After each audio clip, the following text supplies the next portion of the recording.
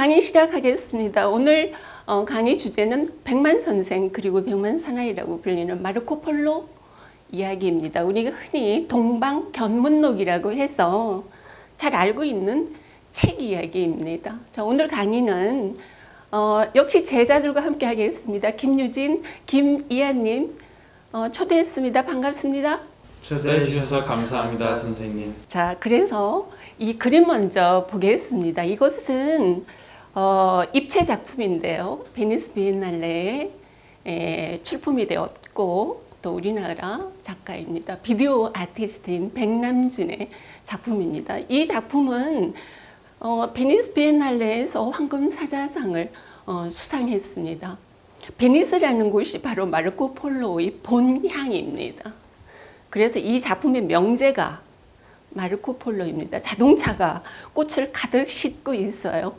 그리고 많은 모니터들이 달려 있습니다. 이 모니터들은 끝없이 돌거나 여러 가지 풍경이나 이야기들로 영상을 만들어내고 있습니다. 이것이 작품이 갖고 있는 베니스에 대한 예찬이면서 곧 마르코 폴로에 대한 그런 형상화라고 생각하면 됩니다. 13세기 유럽에서는 세계 이렇게 말하면 어떻게 생각했냐면 자신들이 살고 있는 유럽 그리고 이슬람 문화권 이거 두 가지밖에 몰랐어요. 그런데 십자군 전쟁이 일어납니다. 예루살렘이 뺏긴 게 다시 탈환을 하려고 하는데 그게 굉장히 어려웠어요. 그리고 되찾지 못합니다. 그러니 유럽의 많은 사람들은 불안정에 떨기 시작했어요. 그때 동방에 가면 기독교 세력을 가진 굉장한 사람이 있다. 그 사람이 프레스토 존이다 라고 생각하면서 그 상상의 땅을 가려고 하죠.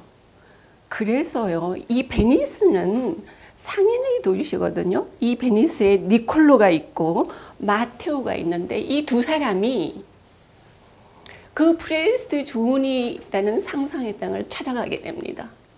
근데 이 두 사람은 마르코 폴로의 아버지이고 마르코 폴로의 삼촌입니다. 그래서 1260년에 떠나요. 사실은 아드리아해에 있는 그 베니스에서 콘스탄티노플을 지나고 페르시아를 지나고 파미르 고원을 지나고 또 사막을 지나고 그렇게 어렵게 단 곳이 지금 현재의 네몽 자치구 말하자면 당시의 원나라입니다. 원나라에 닿았는데 그게 원나라에도 당시에 상도가 있었고 또 대도가 있었어요. 이 상도는 여름에는 이곳에 황제가 머무는 곳이고 그리고 대도는 지금의 베이징입니다. 이 황제가 쿠빌라이 칸이에요. 근데 이 쿠빌라이 칸이 이 먼 길을 도착했을 때 이 이야기가 자, 이 포스터 한번 보실래요? 넷플릭스 포스터 멋있었어요, 선생님. 강의 타이틀에서 백만선생이라고 하셨는데 이 단어가 가진 마르코 폴로의 100만 가지 이야기가 기대됩니다. 13세기라면 700여 전 이야기인데 그 당시에 동서양이 서로 오가는 일이 참 대단하다고 생각해요. 선생님, 작품에서 텔레비전, 자동차, 꽃 등의 장식이 있는 걸 보니 여행과 관련이 있는지 오늘 수업이 더 궁금해집니다. 질문이 너무 멋있어요. 그런데 13세기 베네치아 공화국은 굉장히 강성국이었습니다. 이탈리아가 그때는 여러 나라로 분할이 되어 있었기 때문에 베네치아 공화국이 갖고 있는 주변 도시를 베네치아뿐만 아니라 그 지중해의 거점 도시들을 만들어요. 그래서 이 사람들은 동지중해 전체를 장악합니다. 말하자면 중국에서 비단이 들어오죠. 그리고 인도에서 향신료 들어옵니다. 그리고 당시에 북아프리카에 황금이 들어와요. 그 황금 대국이 말리 제국이거든요. 이러니 베니스 상인들의 창고는 굉장히 부자가 됩니다. 수북수북 쌓일 거 아니에요.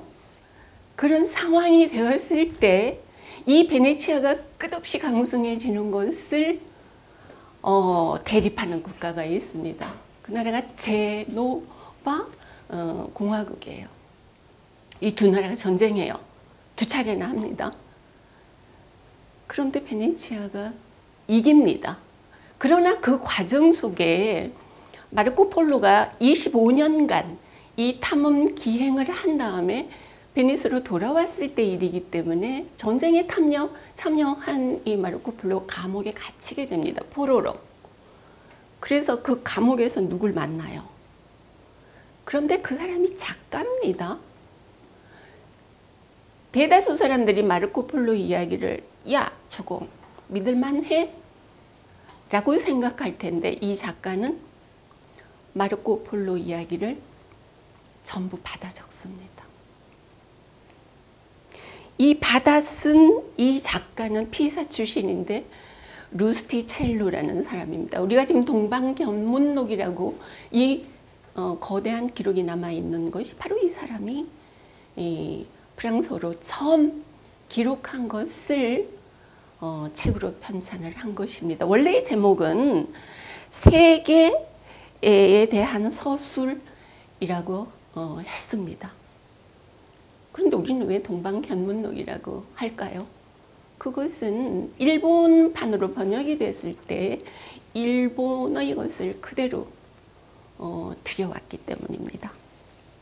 그렇다면 이 동방견문록은 단순하게 마르코 폴로 시기에 제한적이지 않은 이유가 이 허풍인 듯한 믿지 못할 일인 듯하지만 이것이 너무나 다양한 유럽으로서는 도저히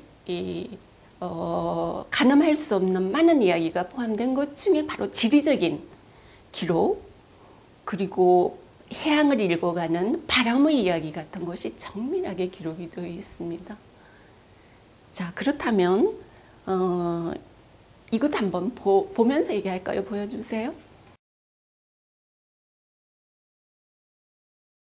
여행 행선지 지도를 보니까 마르코 폴로가 긴 시간 동안 동방 여행을 한 모험심과 실천은 대단한 용기가 필요할 것 같아요. 그러니까 여행 행신지를 보니까 사실은 갈 때의 길과 올 때의 길이 좀 다르잖아요. 굉장히 긴 시간 동안 육로를 통해서 갑니다. 자, 이 사람이 도착한 곳이 아까 원나라라고 했지 않습니까? 그런데 이 원나라에서 마르코 폴로는 사실은 굉장히 대접을 받게 됩니다. 그래서 이 그림 한번 볼까요? 자, 대접을 받는 그림인데 이게 관직을 갖게 되는 그림에 속합니다. 자, 보여주세요. 선생님, 이 그림은 폴로 일행이 쿠빌라이 칸을 만나는 장면 같은데 강의를 들으면서 13세기의 베네치아 공화국과 중국 원나라가 동시에 존재하고 있다는 거 알았어요. 마르코 폴로가 원나라에서 관직을 가지고 있다는 게 사실인가요? 오, 사실입니다. 관직을 17년간 가지게 돼요. 그 그림에서 보듯이 관직 패를 쿠빌라이 칸이 마르코 폴로에게 내려주는 그런 장면의 그림이죠. 근데 20대 초반입니다. 마르코 폴로는 이때 관직을 가지면서 1291년에 원나라를 떠날 때까지 원의 소위 말하자면 공무원으로 생활을 하게 됩니다. 그래서 제한적이지 않았죠. 어떤 것에 일반인으로 여행자로 간 것이 아니라 모든 원나라의 속살, 그 내부적인 것을 아주 꼼꼼하게 관찰하고 볼 수 있었던 이유이기도 합니다. 근데 이 마르코 폴로가요, 그 관직을 가진 17년 이후에 이 베니스로 귀향을 하게 되잖아요. 근데 이 베니스로 귀향을 할 때는 자, 내가 관직이 끝났으니까 우리 집에 가고 싶다 해서 그냥 오는 게 아니라 이 왕녀 말하자면 당시에 원나라를 대원나라라고 하는 대원국이었기 때문에 주변에 그들의 부속국, 우리가 흔히 칸국이라고 하는 주변에 일칸국이라는, 현재는 이란 땅이고 당시에 페르시아의 땅에 속하는 그 왕녀가 죽었습니다. 그러면 다른 대원의 또 다른 왕족의 여인을 보내야 하는 일. 근데 그것이 굉장히 중요한 일이기 때문에 마르코 폴로에게 그 호송의 업무를 맡깁니다. 그래서 그 선단이 오늘 출발해서 육로로 오질 못하고요. 당시에 육로는 전쟁 중이었어요. 그걸 피해서 바닷길을 택합니다. 바닷길을 택해서 도착하는 기간이 26개월이고, 그리고 그때 함께 출발한 선단의 배가 14척이에요. 거대한 왕실의 움직임이죠.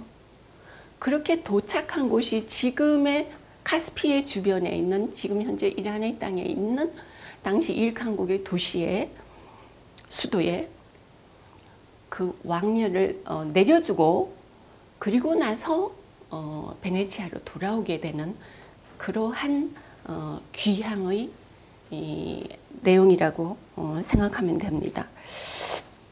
근데 왕녀를 호송한 후에 이제 베네치아로 귀향했잖아요.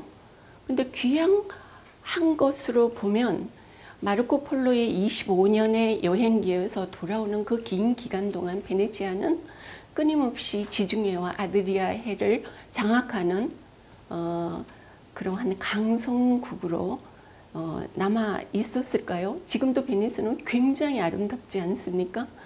그러면 이 아름다운 베니스의 당시 그림 한번 볼까요? 보여주세요. 그림을 보니 베네치아가 물의 도시라고 하는지 정말 아름답습니다. 아드리아해 최고의 상업국가 베네치아 공화국은 마르코 폴로가 돌아온 이후에도 계속 번성했나요?